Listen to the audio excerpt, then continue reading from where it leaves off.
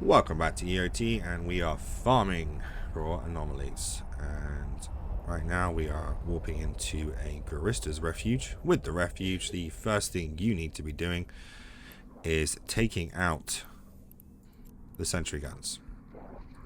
Okay, so use long range setups are much better, and take out the sentry first, as that's the one that actually does the most damage. The light missile doesn't fire that much. It's the sentry one that does the most of the damage to you, because it fires a lot faster than the light missile one. So you will take a bit of small damage on the way. Right, let's switch to the one. And the Guristas light missile battery is next. And then of course lock up the targets that you are there.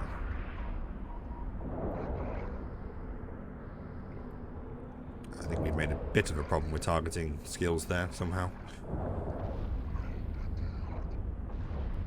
And with the refuges, just find an orbit off of the main platform in the middle. It's always the best one to do. And then you can essentially then maintain speed and keep everybody at bay. Now the spoilers, or in Caldari space, will jam you, so you want to get rid of them as quickly as possible. Reduce the chances of getting jammed. So pick on the one on your overview that's got the icon next to it and get rid of them quickly. So obviously they have a chance to jam you out, and that's the last thing you want to be happening, is being jammed out by these. Take out the destroyers in any wave that contains destroyers and frigates. Take out the destroyer first. Sorry, stuff knows.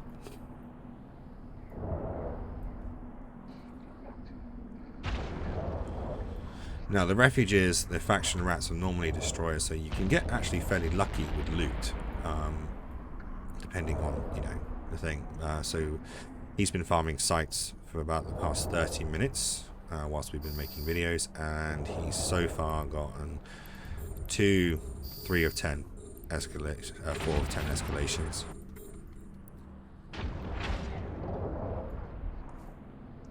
And not had to warp out once. So as you can see, by maintaining range, their weapons are pretty much ineffective and orbiting the main pad at a longer range. So as a new player, when farming high security anomalies, the best thing you can do is go for a long range setup that can keep you away from the NPCs at all times. Obviously rockets and missiles will hit you. You can turn the afterburner off to conserve cap if capacitor is an issue, and let it recharge a little bit. As long as you keep them away from you, then you're absolutely fine.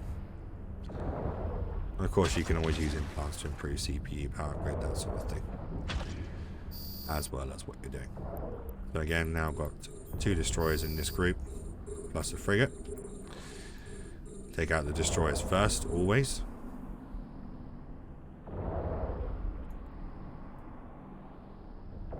There we go.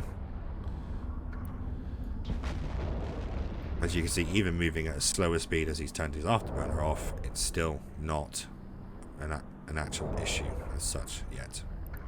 But they're closing the gap. So selecting the closest one first is a smart play. As you can see, our capacitor is running out, which is why we turned off the afterburner. The issue with laser weapons is the sheer amount of capacitor it requires to turn on.